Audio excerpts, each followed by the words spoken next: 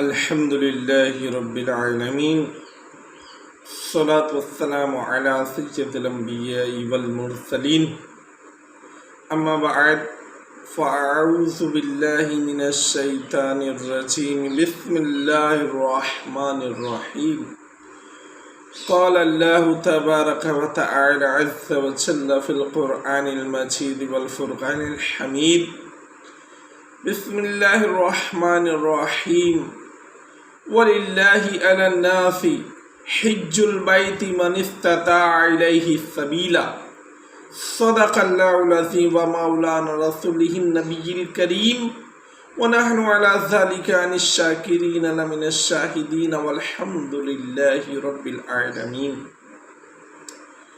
محترم سامعین و ناظرین کرام، آج کا جو ہمارا موضوع ہے وہ ہے غریبوں کا حج.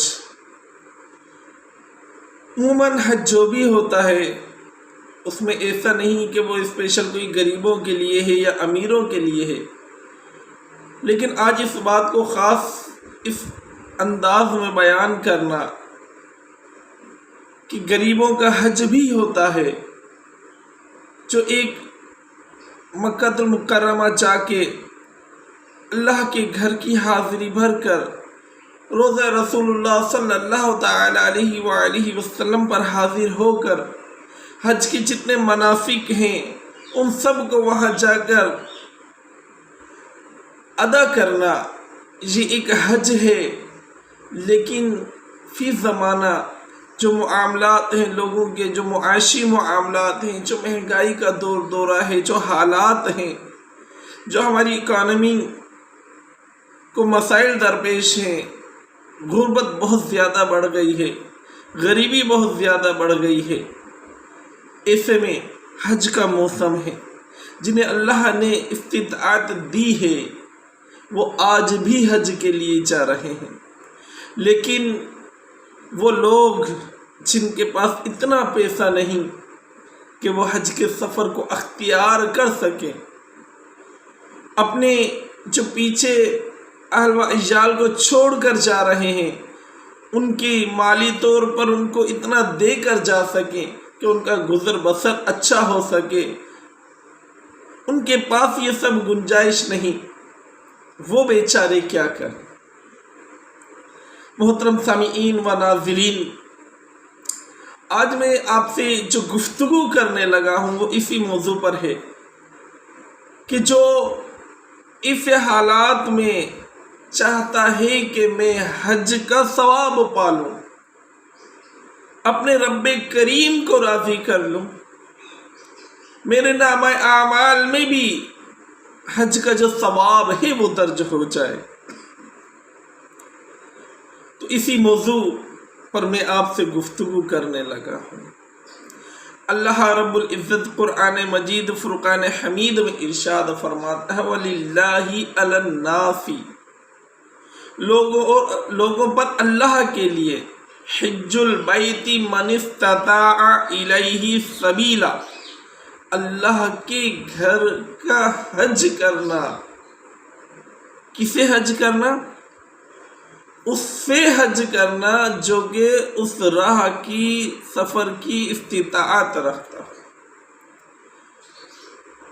جو حج پر جانے کے اخراجات برداشت کر سکتا ہو، جس کے پاس وہ تمام پیسے وسائل موجود ہوں کہ وہ حج کا سفر اختیار کر سکے، اور وہ سارے وسائل موجود ہوں کہ جو پیچھے اپنے بال بچوں کو چھوڑ کر جائے گا ان کے لیے بھی اتنے پیسے اسباب موجود ہوں کہ جب تک کہ وہ واپس آئے ان کا گزر بسر اچھے سے ہو سکے.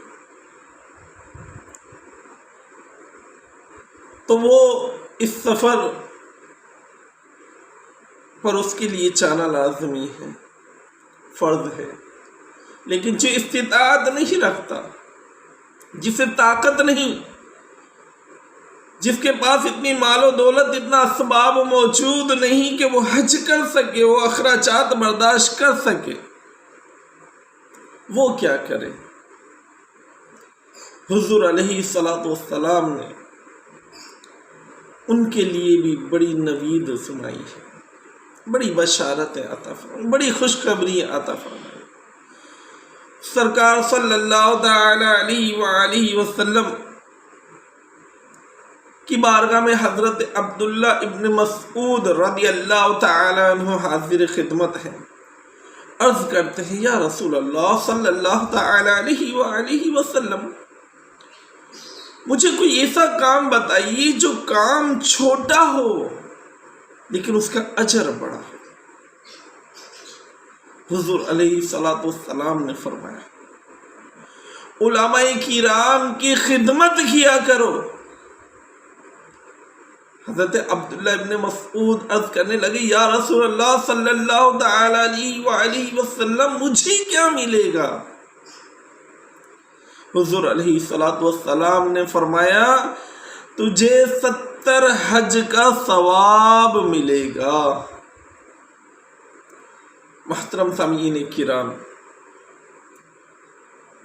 جو کسی مسلمان کی پریشانی کو دور کرے اللہ عز و جل اسے بھی حج و عمرہ کا ثواب عطا فرمائے۔ اب وہ پریشانی کیا، کسی کا قرض معاف کر دیا، کسی کی ضرورت میں اسے قرض عطا کر دیا، کسی کی بچوں کی شادی میں اس کی مدد کر دی، کسی کو سڑک کی پار کرنی ہے، راستہ عبور کرنا ہے، معذور ہے، نابینا ہے، اس کا ہاتھ تھام لیا، اس کو روڈ پار کرا دیا، راستے سے کوئی ایسی چیز کو ہٹا دیا جس کی وجہ سے کسی مسلمان کو تکلیف ہو سکتی ہے، تو یہ وہ تمام کام ہیں جو کہ مسلمانوں سے پریشانی کو دور کرنے والے ہیں۔ لہذا جو ان میں سے جو بھی عمل کرے گا جس سے کسی مسلمان بھائی کی تکلیف پریشانی دور ہو، اللہ عز و جل اسے بھی مقبول حج و عمرے کا ثواب عطا فرمائے۔ محترم سامعین کرام، علماء دین کی خدمت پر اجر حج و عمرے کا ہے۔ علم دین حاصل کرنے والے کو حج و عمرے کا ثواب عطا فرمایا جاتا ہے۔ اور اس سب سے بڑھ کر محبت سے جو والدین کے چہرے کی زیارت کرے، جو والدین کے چہرے کی زیارت کرے محبت کے ساتھ، اللہ عز و جل اسے بھی مقبول حج و عمرے کا ثواب عطا فرماتا۔ محترم سامعین کرام، ایک مرتبہ حضور پاک صلی اللہ تعالی علیہ وآلہ وسلم کی خدمت میں سعد بن عبادہ رضی اللہ تعالی عنہ نے عرض کی یا رسول اللہ صلی اللہ تعالی علیہ وآلہ وسلم، جب حضور علیہ الصلوۃ والسلام نے فرمایا کہ والدین کی چہرے کی زیارت کرنا حج و عمرے کا ثواب ہے، تو حضرت سعد بن عبادہ رضی اللہ تعالیٰ عنہ عرض کرنے لگے یا رسول اللہ صلی اللہ تعالی علیہ وآلہ وسلم، اگر 3 مرتبہ زیارت کرے؟ حضور علیہ الصلوۃ والسلام نے فرمایا 3 حج کا ثواب ہے۔ اس کے بعد حضرت ابو درداء رضی اللہ تعالیٰ عنہ کھڑے ہو گئے، عرض کرنے لگے یا رسول اللہ صلی اللہ تعالی علیہ وآلہ وسلم، اگر کوئی 10 مرتبہ اپنے والدین کی چہرے کی زیارت محبت کے ساتھ کرے تو حضور علیہ الصلوۃ والسلام نے فرمایا کہ اللہ عز و جل اسے 10 حج کا ثواب عطا فرما دے گا۔ حضرت ابو ہریرہ رضی اللہ تعالیٰ عنہ موجود عرض کرنے لگے یا رسول اللہ صلی اللہ تعالی علیہ وآلہ وسلم، اگر کسی کو کوئی اور کام ہی نہ ہو، فارغ ہو، ہر وقت اپنے والدین کی چہرے ہی کی زیارت کرتا رہے، اگر 100 مرتبہ بھی وہ اپنے والدین کی چہرے کی زیارت کرے، تو حضور علیہ الصلوۃ والسلام نے فرمایا اے ابو ہریرہ، اللہ عز و جل کی رحمت میں کوئی کمی نہیں، اگر کوئی 100 مرتبہ اپنے والدین کے چہرے کی زیارت پیار و محبت کے ساتھ کرتا ہے تو اللہ عز و جل اسے 100 حج کا ثواب عطا فرمائے۔ محترم سامعین کرام، کتنی بڑی بات ہے، فقط والدین کے چہرے کی طرف محبت کے ساتھ تو دیکھنا ہے، خوش ہو کر تو دیکھنا ہے، مسکرا کر تو دیکھنا ہے، زیارت ہی تو کرنی ہے۔ خوش نصیب ہیں وہ لوگ جن کے پاس یہ کعبہ موجود ہے کہ جس کی فقط محبت سے زیارت ہی سے اللہ عز و جل حج کا ثواب عطا فرماتا ہے۔ ان سے پوچھئے جن کے پاس یہ کعبہ موجود نہیں، جو تڑپتے ہیں، جو اللہ کی بارگاہ میں روتے ہیں، گڑ گڑاتے ہیں، یا باری تعالیٰ، یا رب ذوالجلال، کاش کہ ہمارے پاس بھی ہمارا کعبہ ہوتا، ہم بھی اسے دیکھتے اور حج کا ثواب پا لیتے، تیری رحمت سے ہم بھی حصہ حاصل کرتے، والدین کی برکات سے ہم بھی حصہ حاصل کر لیتے۔ محترم سامعین کرام، خوش نصیب ہیں وہ لوگ جن کے والدین یا ان میں سے کوئی ایک حیات ہے۔ محترم سامعین کرام، کل بروز قیامت اللہ تبارک و تعالی عز و جل لوگوں کو حکم ارشاد فرمائے گا داخل جنت ہو جاؤ۔ لوگ عرض کریں گے یا باری تعالیٰ ہم تو گناہ گار ہیں، بدکار ہیں، سیاہکار ہیں، پھر داخل جنت کیوں کیا جا رہا ہے؟ اللہ رب العزت فرمائے گا تمہارے حجوں کی برکت سے۔ لوگ عرض کریں گے یا باری تعالیٰ حجوں کی برکت سے؟ کیسا حج؟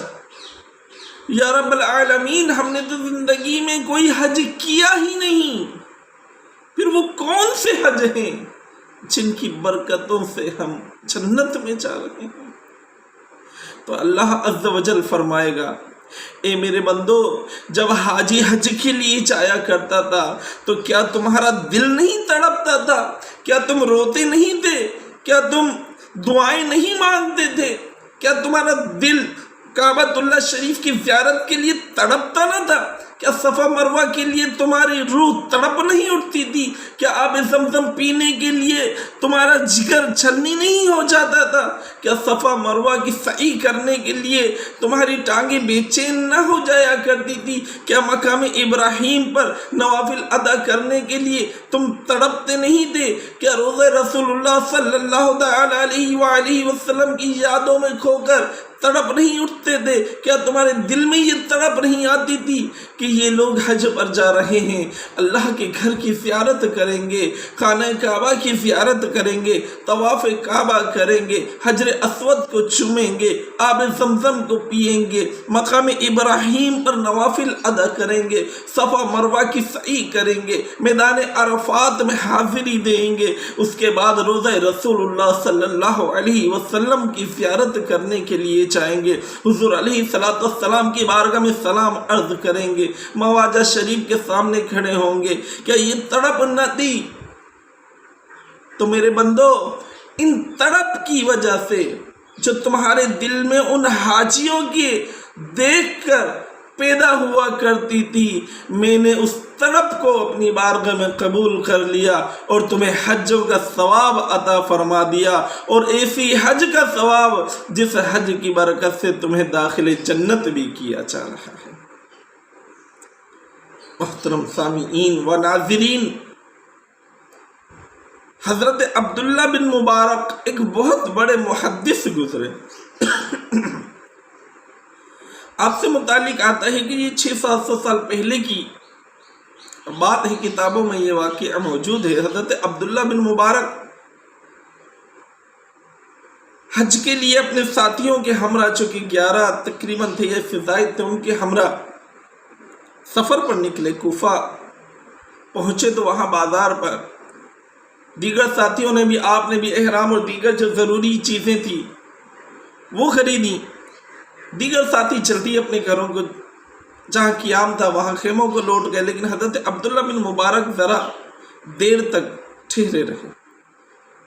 جب رات ڈھلنے لگی تو آپ ایک جھیل کے کنارے آ کر بیٹھ گئے۔ آپ نے دیکھا کہ خاتون جو نقاب پوش تھی وہ آئی، جھیل کے کنارے ایک بھینس مری ہوئی تھی۔ اس خاتون نے اس بھینس کے پاس بیٹھ کر، اس جانور کے پاس بیٹھ کر خنجر نکالا اور کچھ گوشت اس کا خنجر سے کاٹ کر اپنے تھیلے میں ڈالا اور فوراً پلٹ کر شہر کی طرف روانہ ہو گئی۔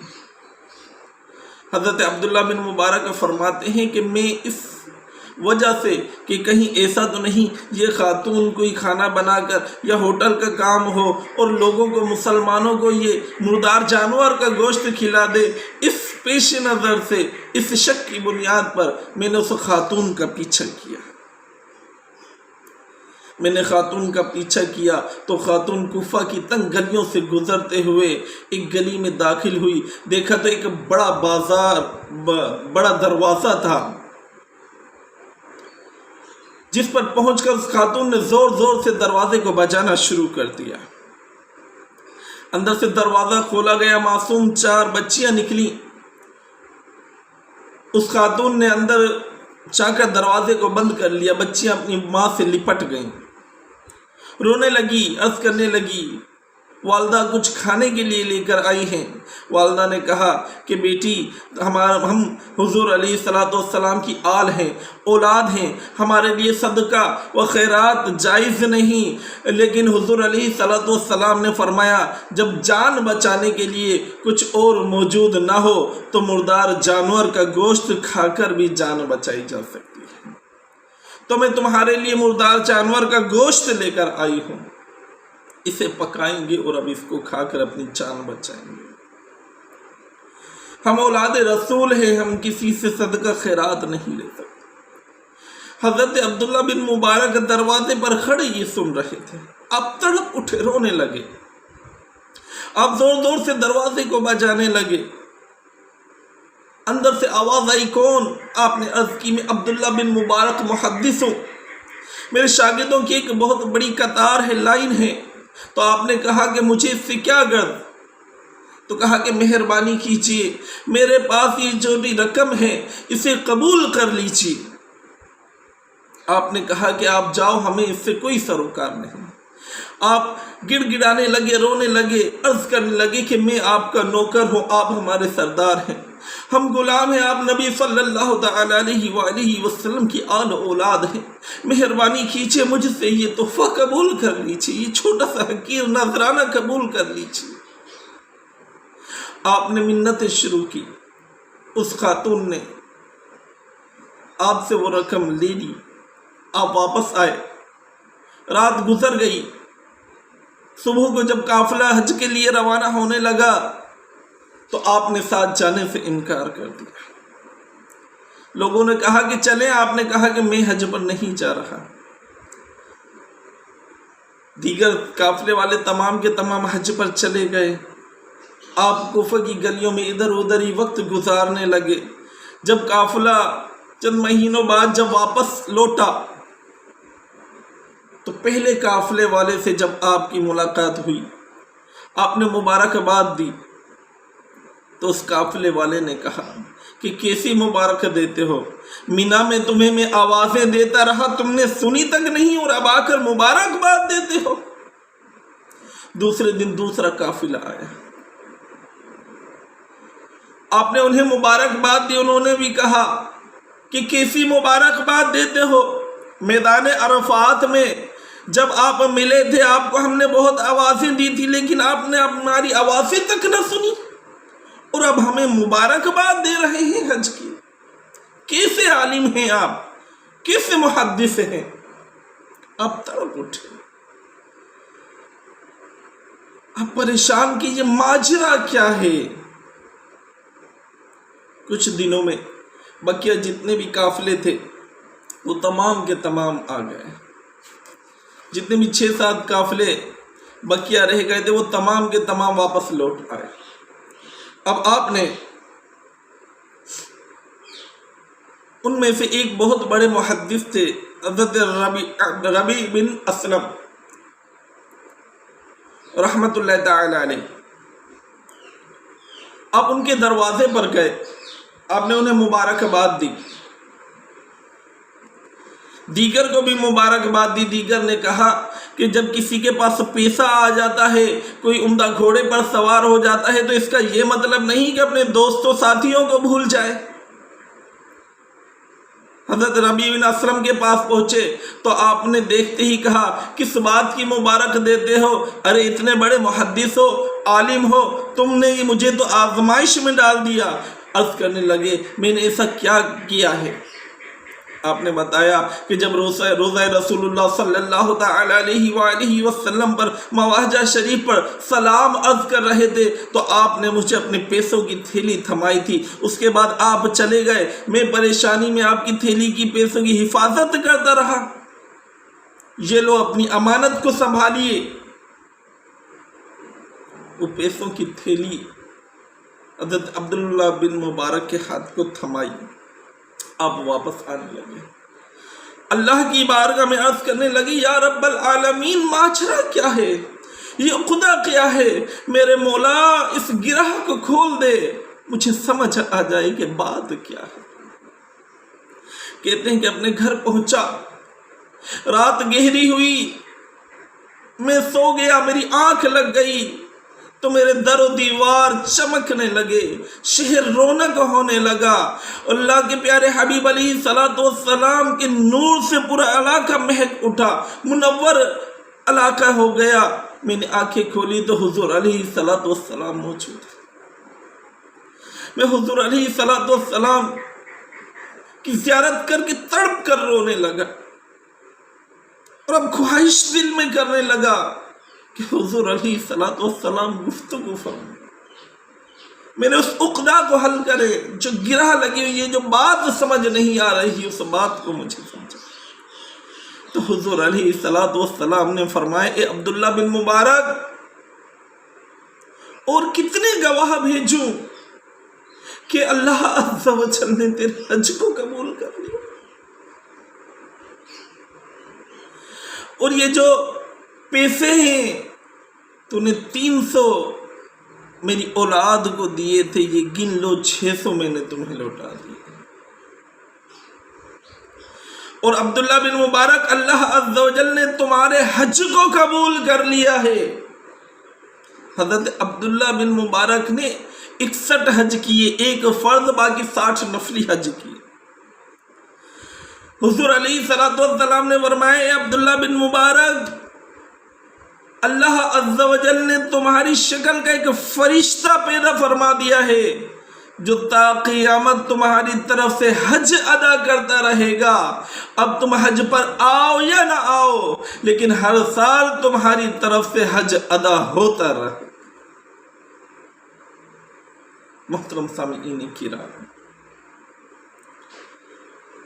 اس بات کو اپنائیے جس میں اللہ عز و جل کی رضا شامل ہو، اللہ کے پیارے حبیب علیہ السلام کی رضا شامل ہو، ریاکاری سے بچیے، دکھاوا سے بچیے، ان تمام چیزوں سے بچنے کی کوشش کیجیے جن میں اللہ اور اس کے پیارے رسول صلی اللہ تعالی علیہ وآلہ وسلم کی خوشی شامل ہے۔ لہذا ہمیں جو بھی عمل کرنا ہے، چاہے حج کریں، عمرہ کریں، نماز ادا کریں، غریب کی مدد کریں، اللہ عز و جل کی رضا کے لیے کریں۔ یوں پیسے کر کے لٹانا آسان ہے، اور یوں مٹھی بند کر کے دینا کہ دوسرے ہاتھ کو پتہ نہ چلے، یہ مشکل عمل۔ اللہ عز و جل ہمیں توفیق عطا فرمائے کہ ہم اس کے در پر حاضر ہو کر اس کے پیارے گھر بیت اللہ کی زیارت کر سکیں، صفا مروہ کی سعی کر سکیں، میدان عرفات میں جا سکیں، مزدلفہ دیکھ سکیں، مقام ابراہیم پر نوافل پڑھ سکیں، حتیم کعبہ کو چھو سکیں، حجر اسود کو بوسہ دے سکیں، آب زمزم کے جام بھر بھر کر پی سکیں، روضہ رسول صلی اللہ تعالی علیہ وآلہ وسلم کی زیارت کر سکیں، مواجہ شریف کے سامنے حاضر ہو کر اللہ کے حضور دست بستہ سلام عرض کر سکیں، حضرت ابوبکر صدیق رضی اللہ تعالیٰ عنہ کی بارگاہ میں سلام عرض کریں، حضرت عمر فاروق اعظم رضی اللہ تعالیٰ عنہ کی بارگاہ میں سلام عرض کریں، جنت کے اس ٹکڑے میں نوافل ادا کر سکیں۔ یا رب العالمین، جتنے بھی دیکھ رہے ہیں، سن رہے ہیں، جتنے مسلمان ہیں، مولا زندگی میں ہر ایک کو ایک بار اس در کی زیارت ضرور نصیب فرما۔ وما علینا الا البلاغ المبین۔